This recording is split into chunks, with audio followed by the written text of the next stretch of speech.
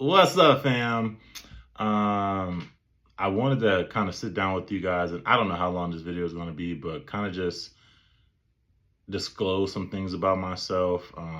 It's definitely going to be vulnerable because it's something I never really talked about ever, and definitely never talked about online or really put any of this information out there.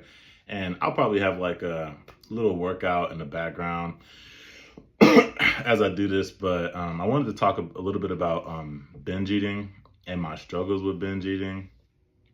Ah, man, pretty much my whole entire life, I've had, like some type of, I wouldn't say, well, yeah, issues with binge eating, right? Where I would just plunge food into my mouth and in my face. And um, growing up, I always thought that that was just what you do. I remember my mom telling me that you just eat everything on the plate. There's no leaving anything left over. You don't really throw anything away. And we didn't really grow up the most wealthiest family, and so I think that was a lot of the reason why that notion was really learned at such a young age. And so, and I don't blame my mom for any of that. There's a little bit of responsibility that goes upon her, but I definitely can understand now being a adult, having to pay for bills and trying to get things done. But it was so bad to the point that it was breakfast, lunch, dinner, and a snack, just fast food or unhealthy eating, meat as a priority, and it wasn't for protein purposes. It was just strictly because that's just what we did. Again, that was the learned behavior that we had. And, it's kind of hard to separate yourself from the habits and the things that you grow up doing. And like I said, it wasn't until maybe I was, I want to say maybe 18, 19 when I first got to college, um, where I started to realize like, hey, I feel better, not eating all of that crap. I'm still eating fast food, still doing things I shouldn't necessarily be doing, but I don't know what it is, but I always liked healthier foods or healthier options. I don't know if that's because of how it made me feel or if it was just, you know, I don't even know. I just always like healthier foods. So like fruits and stuff have always been like my go-to. Trail mix. Uh, I don't necessarily know. Really, whatever we had inside the fridge is what I tried to eat. And if it wasn't inside the fridge, then obviously, we were going out to eat, eating this, eating that. And now seeing that reflect inside my adult life, eating is kind of, well, I'm a big foodie, big eater, right? And me eating is almost like a pleasure, that I save now. But before it was just something that I just regularly did and something that I justified because, you only live once or, try it now or it won't be there later. So whatever mindset or mentality you really put into your head to, again, justify gluttony, because that's exactly what it is. It was an abuse of eating, a food abuse, binge eating. And I still struggle with this so bad now, and I know a lot of people in today's society, they more so try to rationalize it with saying that everybody does it or you have to live and stuff like that. Or, when I start eating, I just can't stop. But the thing is that you actually can't control yourself. It's just really strict regimens in order to prevent yourself from, condoning gluttony and binge eating. And it's always a choice. And when I turned 18 or 19, I was able to understand that it is just that. It's a choice to overeat. It's a choice to not eat. It's a choice to decide that you're on a cut right now and that you're restricting yourself. And you are the only person that can control your actions and your attitude. And if your attitude is constantly, oh, food, food, food, I can eat whatever I want. There's no bar holds on what I can eat or when I can eat it. Then yeah, your behavior is going to translate that. Thoughts turn to actions, and it turns into long-term abuse of food. And that's one thing that I didn't want to translate over to my kids. I don't have any kids currently. I know long term that the habits that I was instilling in my life at that time was not habits that I wanted to then give to somebody else. A lot of the personality traits and behavior that I have is a translation of my mom, as well as just other influences inside my life. And to some things, I can say that that's great. That's great that I'm able to persevere and pursue uncomfortable situations and feelings and stuff like that, or act happy. Fake it till you make it is a big thing that I learned as a young man, and just pushing through unsavory situations. But along with that came the gluttony, came the binge eating, came drug abuse, sex addiction, drug addiction, whatever you really want to call it, with alcohol, with drugs, with sex and lying, even, porn, all of these different addictions, they weigh on everybody, even if you think that they don't. But when you're raised inside of a household that doesn't really teach you healthy habits and that prevents you from restricting yourself from doing healthy things, it definitely makes it harder in order to pursue healthy habits and behaviors, especially long term. So I wanted to nip that in the butt. 18, 19, I started going to the gym regularly. I started to take my eating a lot more seriously. And it was honestly more after undergrad, around the ages of 21 to 22, where I was just like, okay, we have 100, 150 pounds more than what we actually need in order to live and survive and live happily. And so let's figure this out. What do I need to do in order to lower my weight, feel better, be healthier, subscribe to a more healthier lifestyle, change my environment, reduce the amount of friends and stuff that's happened. And honestly, I want to kind of give myself a little pat on the back, because I've always been a person that was, I don't even know how to say this, but letting people into my life that I don't necessarily think add value to it, I've always been really, really great at separating those people from me, right? Where it doesn't aid me, where it's not necessarily benefiting me, or if I see habits or behaviors from a person that limit me in any way, shape, or form, then I just nip it in the butt and, friends at a distance or associates at a distance. And I'm not too quick to categorize somebody as a friend or a loved one or anything like that. Honestly, if you ain't family, it's an easy separation between the two.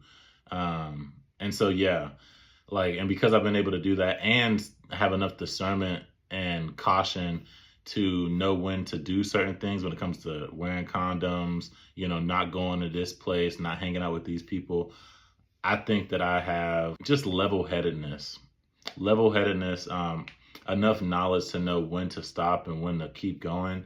And I had a life event in my senior year of undergrad that really was just a reckoning to me, that made me realize what my true values were, what my morals were, and set me right where I was on a path of, I would say honestly, just degeneracy, and not necessarily putting things or making things a priority in my life that needed to be a priority. And so I'm thankful for just having that recollection and that come to Jesus moment that I had, because I then started to get closer to God and build a better relationship with him. And so I'm just so thankful that, one, I don't have kids, right? To not only be a distraction, but also a barrier to my success, but also so that I can learn from my own mistakes, so that I can instill good habits, good mindset, good affirmations within them through leading by example rather than explaining by example, by not actually living that lifestyle to fruition. And so I'm very appreciative of the people that's in my life now, and I'm moving towards a better lifestyle for myself and for the people around me. But binge eating is something that I'm constantly still trying to beat and fight, and it hasn't been easy. And I've been trying to figure it out step by step. I fasted during the years of 2021 to 2023. And I continued to fast up until 2024, pretty strictly, but that has kind of waned. And I think it's just because of this notion that's kind of pushed out into society, especially within the gym culture, about, you have to cut and then you have to bulk, cut, bulk, cut, bulk. And what I did was justify my bulking by eating like trash, right? Eating things that I shouldn't have been, not having restrictions on what I eat and when I eat. And I'm struggling with that now. Uh, a lot of the reason why I increased my bench and a lot of my weights that I am now, I wouldn't say it's solely because I've been eating more. But the more you eat, the more you're able to really lift. And that's just the truth. Some of the biggest guys in the world are the heaviest guys in the world, the strongest guys in the world, right? And I want to be able to be as healthy as possible while still lifting, pretty decent weight, which I know so many different idols, so many different examples of people that are doing just that on social media, in my life in general. And I don't see why I can't do the same. And so I want to get back on track. I'm not going to lie, this is probably my craziest semester because I am still in my final semester of my master's program within art therapy and clinical counseling. And I'm trying to figure it all out, man. I was literally up this week and all last week until about 2, 3 o'clock in the morning. And I battle with insomnia. I have been for the last 6 to 7 years, where I just can't go to sleep. A lot of the reason why my drug use got so bad as it did is because of my insomnia. And I struggle with going to sleep. I struggle so bad with going to sleep. I literally will be in bed for 1 to 2 hours, sometimes even 3 hours, and I just cannot sleep. Eyes closed, completely blacked out curtains, silk sheets. I'm comfortable, and I'm just up like Chuck, and it's crazy. And it's something that, again, I've been battling with for a couple of years now. And one of the ways that I kind of combat it is, just keep working until I am so dog tired and fatigued that I have to go to sleep. But I'm starting to see less progressions in my lifts. I'm starting to see less progressions in my overall cognitive ability and capacity. And it's just something that I'm trying to tame, something I'm trying to get a hold of, but it's so hard to do. So my insomnia along with my binge eating, they literally go hand in hand, right? Where if I stay up late, of course I'm gonna get hungry. I typically stop eating around like 10 o'clock at night. If I'm staying up till 2, 3 o'clock at night, that's another 4 hours, where I've already digested my food. And, let me just go in here and get like some grapes. Let me go in here and get like a protein bar, or I'll make a whole breakfast sandwich. I love sandwiches, love burgers, all that other stuff. And I'll just go in there and I'll just eat. And I'll put those calories onto the next day, right? And it's just like, why? Why are you doing this when you could be eating healthier, when you made these goals and these plans in order to reduce the amount that you were going to eat?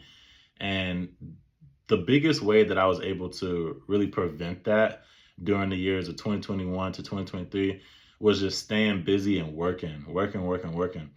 I was burning so many calories, fasted, and I built, again, a habit, a mindset of not eating. Food became disgusting to me. And it was almost like a reward, so to speak. Now it is still a reward, but it's more so something that I've let down at the wayside, where I'm just like, I can eat if I want to. And I'm just tired of that. I'm tired of being full, especially now since the last, month, I've been sick every 2 weeks. And it's mostly because I haven't been getting enough rest. And I've been up making these videos for you guys and trying to get my master's project done, trying to get documentation, treatment plans, quarterly assessments done, everything done. And I'm just so strung out. I can't wait to graduate. But I know that I need to do better. And I know that regardless, it's still a choice what I do and how I do it. And I need to make the best choice in order to ensure that I can get things done on time, and that I'm still the man that I want to be, the man that I should be for my future kids, for my future wife. And I'm being the right man for God. In the Bible, I can't remember what scripture it says, but it says perseverance builds character, and through that builds the relationship with God. And in order for me to do that, I have to do exactly what I'm doing now, but I need to be more restrictive, treat my body like a temple, right? As if Jesus did the church within Holy Christ. And it's the exact same comparison. If I want to be, if I want to, one, build that relationship with Jesus, but also build my relationship with God, then I need to start doing things differently and start acting a different way. And so that's my plan. I'm gonna keep posting weekly. Maybe not daily. I realize that posting daily doesn't really help or change much. I've been doing it for well over 3 weeks now. And I think as long as I have a video out within a 2-day span, then that's good. I have so many different ideas that I'm trying to really get out to you guys, and I've been posting like crazy, as some of you guys have seen. But again, I want to be more intentional. I want to keep putting out good content for you guys. I want to keep learning, because this is honestly so fun to me, guys. Like, I love making content, and I could just see myself doing this outside of everything else that I'm doing. But that's not the purpose that God made me for. That's not what I'm supposed to be doing long term. It's supposed to be a marketing tool, if anything, for the things that I have coming up, because this is only a small portion of who I am, not the full book. It's not my full story, only a part. And so I appreciate you guys rocking with me and listening to this long 18-minute video. But send me some stuff if you guys listened all the way through. Send me some ideas for videos that you guys want me to do, maybe a day in the life, or S-tier exercises for different body parts. How I've been struggling with my binge eating and dealing with it while in college. I don't necessarily know what you guys want. I don't really get the most engagement when it comes to everything, which I only have a few subscribers and a few followers on different platforms, but I love every single one of you guys, man. You guys rock with me so hard. And the people that I have following me and, watching these videos, you guys are there every step of the way. And there's so much support and so much love that it makes it so hard to just quit. The biggest thing that I've seen from other content creators is that they just stop.